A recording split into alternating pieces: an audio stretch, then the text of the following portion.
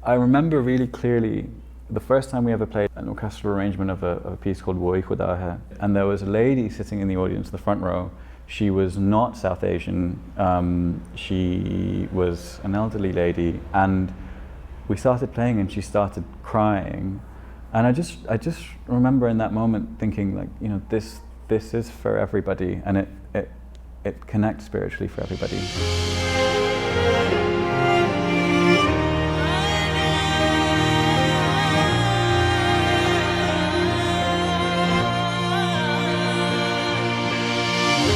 Hi everyone, it's Sailesh Ram, AsianCultureVulture.com. We're here at the Royal Albert Hall in London. I'm with Rushil Ranjan, the composer, musician. Rushil, welcome to AsianCultureVulture.com. How are you? I'm good. Thank you so much for having me. Oh, it's such a thrill to be talking to you. Now, you were appointed associate artist along with AbiSampa, your wife and your musical partner. So tell us, how did it come about? Did you know, did they talk to you before the appointment? What was that process like? So we delivered a show at the Hall last May, so in May 2024. The show had a profound impact for us, obviously, because it was a sort of 10-year aspiration for me to eventually be able to present what we did, especially here.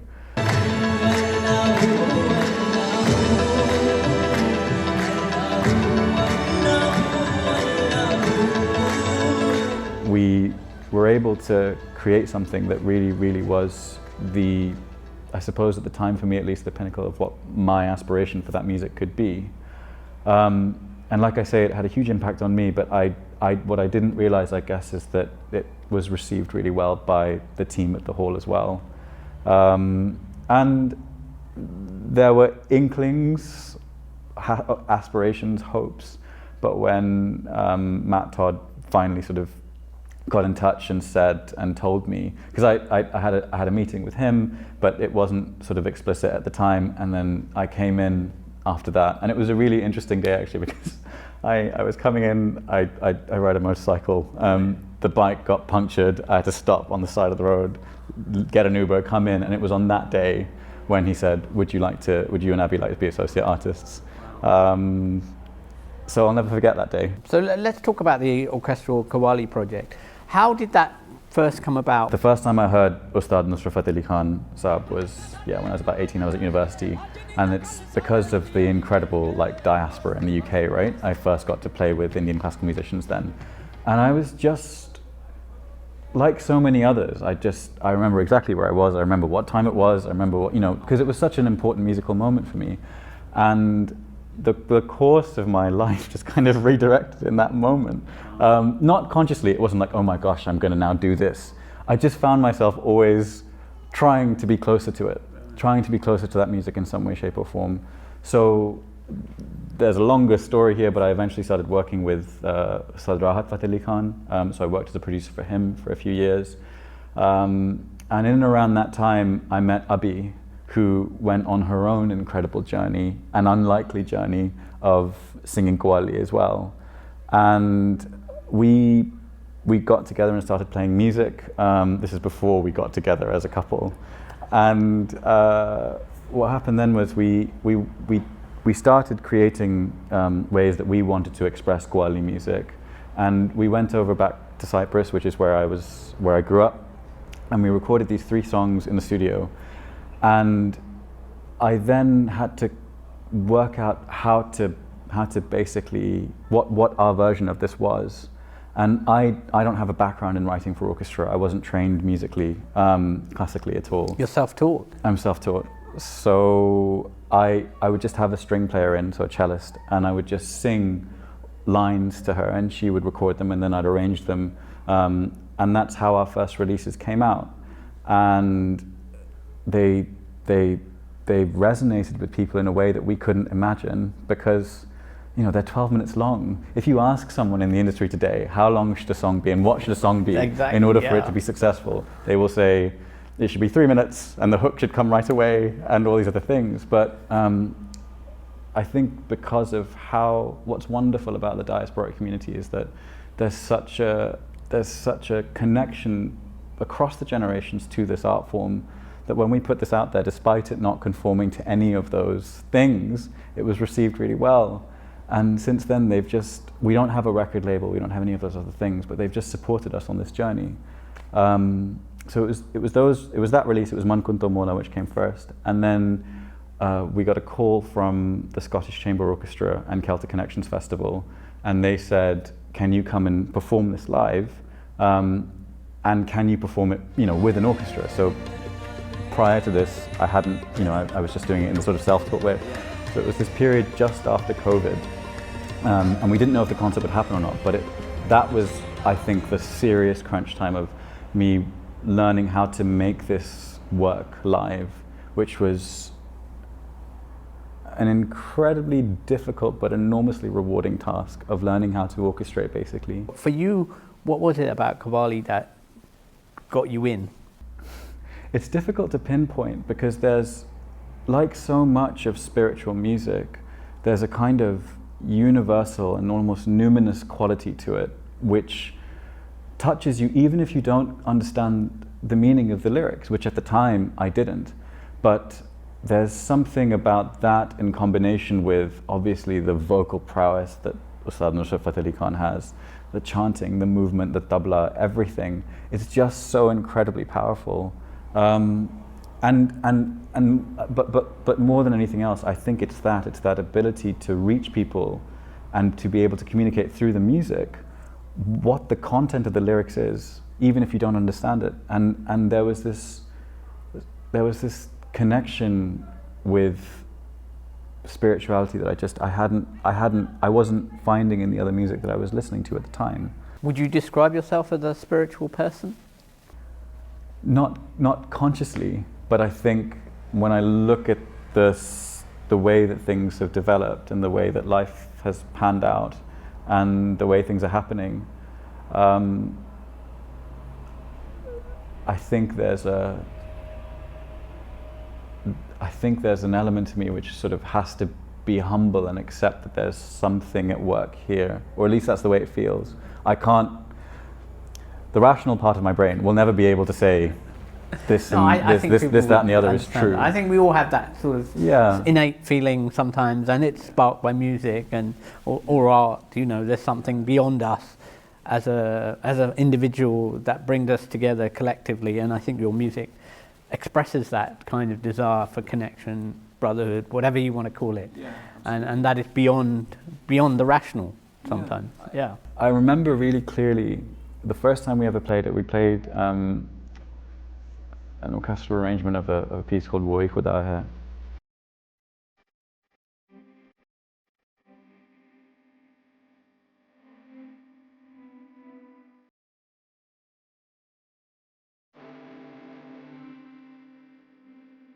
And there was a lady sitting in the audience in the front row. She was not South Asian. She was an elderly lady, and we started playing and she started crying. And I just remember in that moment thinking, like, this is for everybody, and it connects spiritually for everybody. And that's not us. We're just a channel through which all of that comes. Then how difficult was it to incorporate an orchestra, bring the qawwali singers that Abi had worked for? I'd seen Abi, on quite some years ago, and was totally blown away by that.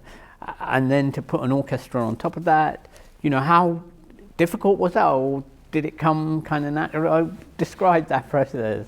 I went to see a concert recently. There was this phenomenal artist called diabate, who is a kora player and a singer, and she said, the difficulty with fusion music is you're bringing things together and usually you can see the glue.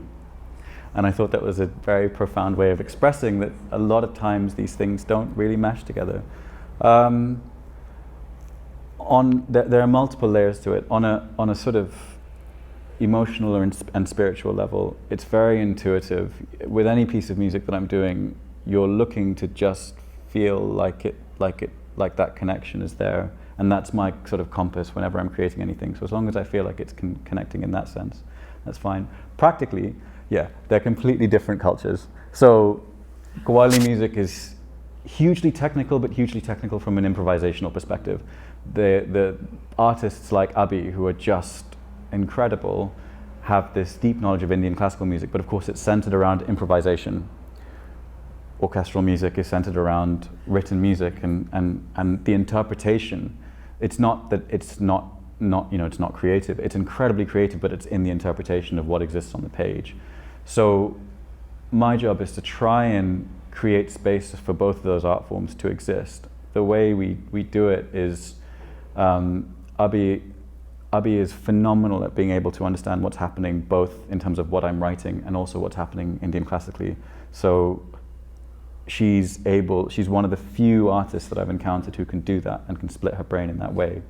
And it also helps that our conductor, Melvin Tay, has also now been steeped in it for a while, so he can pick up on cues. But it requires a hell of a lot of discipline to make it work. I would say, honestly, that one of the central reasons that it works, and it works so well, is because of the sort of musical DNA that exists within artists in the UK that I haven't found anywhere else. So people like Abi and the orchestral musicians that I have the privilege of working with have grown up in this country, and they've been surrounded by both kinds of music. So they know somewhere, it's baked into the fabric of society. So it's not foreign, right? And so when they eventually come to bring it together, as long as I've done my job correctly, it just works. How difficult was it being able to write Western music for the orchestra, and what is your kind of connection with Indian classical music? It's a journey that I think I will very fortunately be on for the rest of my life in terms of continuously learning. So there are benefits that I found to being self-taught, in that I think I come to it without any preconceptions or ideas. And then there's also the fact that I'm self-taught. So there's huge schools of knowledge that have gone into the science of it, that I have to learn and try and pick up every day. It's one of the most inspiring things I've been able to do. There's nothing that can prepare you for writing something on paper and then standing up in front of a 90-piece orchestra and hearing them play your music back to you. It's the most beautiful and humbling thing I think I've ever experienced. Are you is it getting quicker, easier now that you're writing more? I think so, but I think we're always trying to push the boundaries of what we can do and how much we can bring the forms together. So I think initially it was very much about just making it work. It's just got to work so that people can't see, as I said, the glue between the two forms.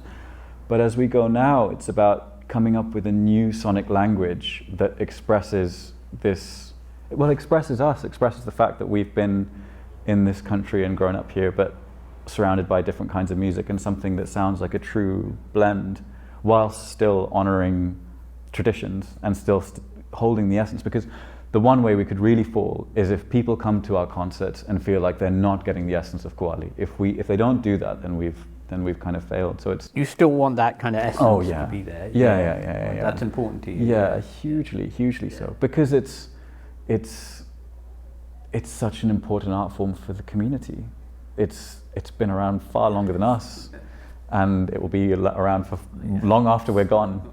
So being able to just be a part of that in a way where we're trying to create new things but still respecting is really important. It does get faster, but I think like I say, we're trying to increase the standard all the time. So the people who work with me or for me will constantly tell you that I'm continuously rewriting and changing things. So we'll do a show, I'll come away, I'll make a big long list, come back, change it. No show has been the same. We've never done a show and then gone into the next show and done the same thing, because you have to keep refolding the dough.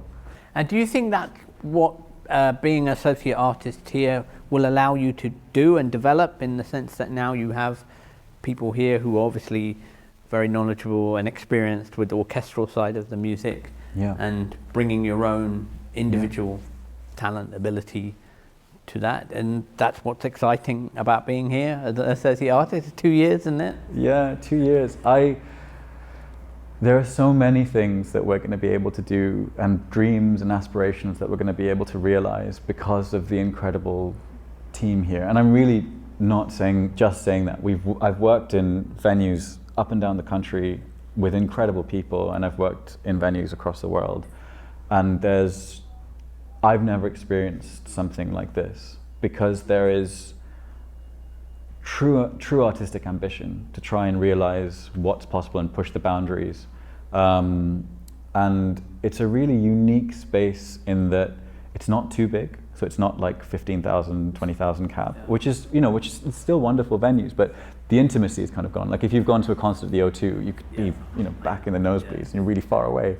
It's still intimate, but it's big enough that you can still do really, really, really creative things. Like we had a pedal drop and all sorts of things, and 12 dancers on stage, and 90-piece orchestra, 40-piece choir. All of that is made possible by the venue. But most importantly, like I said, there's a huge ambition from the team to try and push and trying to create and try and support everything that we're trying to do, and that they want to do as well. They're an incredibly creative bunch as well, and I just feel very lucky.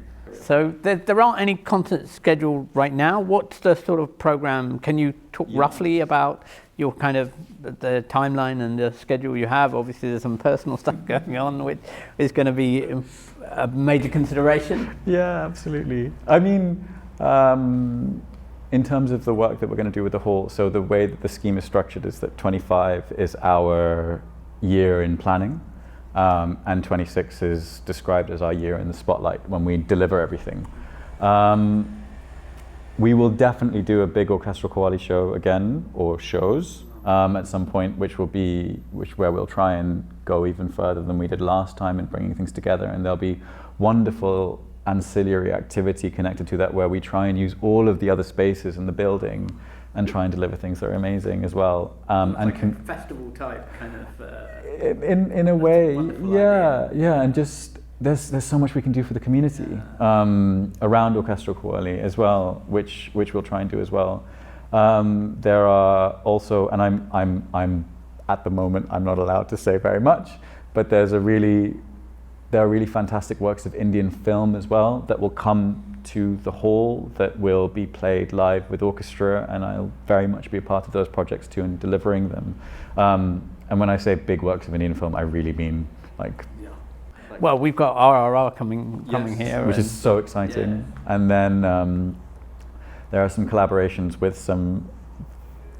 I think we've had a little glimpse. You've had a glimpse, and I know you can't say too much about that, but it's very exciting to think that you're already talking, and AR Rahman was praising you and Abi, which is incredible. It's still all a bit of a dream, isn't it? don't really know what to say. But yeah, there's so much that we've got planned, and that's kind of what we've been thinking in the first couple of months. So can we talk a little bit about the video, the one that's got more than 6 million views?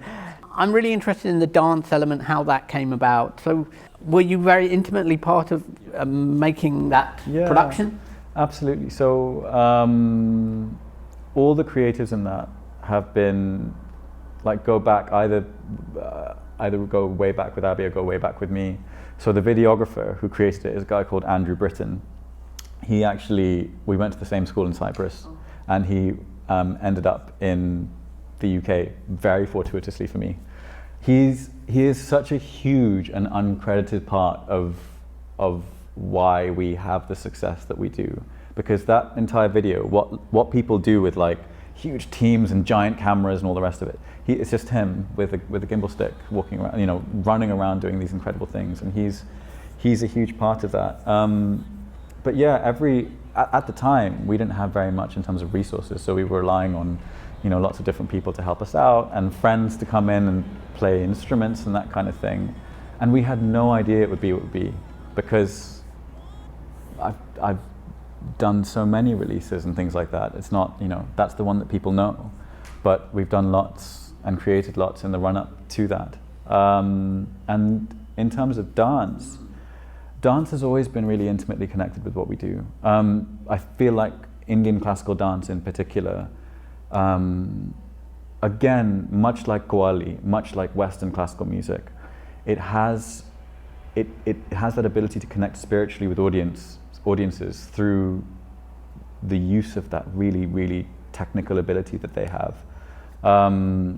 And that's why it made sense. And of course, Sufi music has always been connected to the whirling dervishes, and that's sort of some of the most beautiful imagery for us. And I think that's really quite innovative to have the dance in qawwali, because qawwali doesn't normally have dance. Yeah. It would just be It's really about the vocals. So I think that's another kind of a very original aspect, or maybe of a British, sort of creation. No, absolutely. I mean, there are so many things about what we do that doesn't necessarily conform to original ideas or conceptions about qawwali, and that's not because we're trying to break the mold for its own sake. I just think it makes sense. I mean, qawwali music traditionally was performed without instruments, and now there are 90 orchestral musicians on stage. Traditionally very much performed by men, but obviously Abi is one of the few artists in the world that can sit in front of 100 people behind her, 100 musicians behind her, and still be the central focal point and lead that entire ensemble. There aren't many performers in the world that I think can do that. And I'm not saying that just because she's my wife. But they're a very strong, musical, that's really what brought you together in the first place? It was always both. There was always a personal connection, but music was always a massive part of it. I pretended it was only about music though, in the first times that we met up. But yeah. So tell me a little bit about your background. You were born in Mumbai to Indian parents with kind of mixed heritage. Yeah, exactly. So my dad was from Punjab, my mom was from Mangalore, and they met in Mumbai. My mom was was a Catholic. My dad had become a Catholic very recently before he met my mum. And I was born in bandrawest. And then very soon after that, when I was 1, we moved to Essex for a year. It's my dad's job. And then after that, moved to Cypress. Were they musical at all? My mum is musical. My dad is more musical than he gives himself credit for, but he would say he's not. But my mum is very musical. And I think my love of music comes from her. So she used to play, I think now that I think about it, the most exquisite choices of music in the car. So it was, Bob Dylan, the Bee Gees, Elton John, Bob Marley, all these other amazing things when I was a kid, and this stuff imprints itself in your subconscious. And then she always used to push me to do music in some way, shape or form, but it wasn't considered something that could be a career. And did you continue on music at university? Was that an important part of your very much university experience? So as much as I couldn't as much as my parents wanted me to do law, I was signed to a record label when I was 15 in Cyprus. We released an album. It was very much your sort of quintessential, I'm trying to be a angsty teenager, singer-songwriter kind of guy. Yeah. It was all right. But then I came to uni, and that's when I met Indian classical musicians, and then everything changed. And what was it about Indian classical music and working with those musicians, or hanging out with them and starting to play with them and all that? It just connected with me. Abi always maintains there must be some genetic component in this. There must be something that, because I didn't grow up with it at all. But it's that connection to something that's bigger than us, I think, for me. So you really felt that when you were starting, when you met these people and started playing with them, and you must have been very conscious of the kind of gap of somebody who's self-taught and not. And some of them are literally playing when they're old enough, with their fathers and the schools that they're brought into. I think there's a lot of value in coming to these traditions with an open mind, because as long as you have people around you who can tell you when you're really, really starting to colour too far outside the lines, the openness, I think, is what leads to innovation and what leads to us being able to really grow as a community in terms of the way that we express our art. And people may be wondering why Abi isn't here in this interview, so I have to ask you. So we are expecting, I'm going to tap some wood somewhere. Our first child on the at the end of this month. Congratulations, wonderful news. Thank you so much. And as a result, I think I'm doing a little bit more of the. Of course. I mean, is she really taking time off now? Is that? No, no. That's her. She was amazing in the. I couldn't even. 7 months pregnant. You know, it was only. Yeah. I don't think many people were aware. Actually. No. So here's the, when you're with someone, I think your relationship changes for me, just watching her go through this and still doing everything, it makes you realize how much stronger than us they are. It's incredible. And she's going to do a concert in Manchester in like 3 days, which is Songs of the Bulbul. And then we're premiering a new choral work that I'm writing for the National Youth Choir at the South Bank on the 18th of May, and she's doing that too. And then we will have our kid, and then she wants to be back on stage sort of 7 weeks after that with the City of Birmingham Symphony Orchestra soon. I don't know how she does what she does, but I'm blown away by it every day. Thank you so much. It was a real thrill. Thank you. All the best. Thank you. Thank you. घरिया कमली दे असायां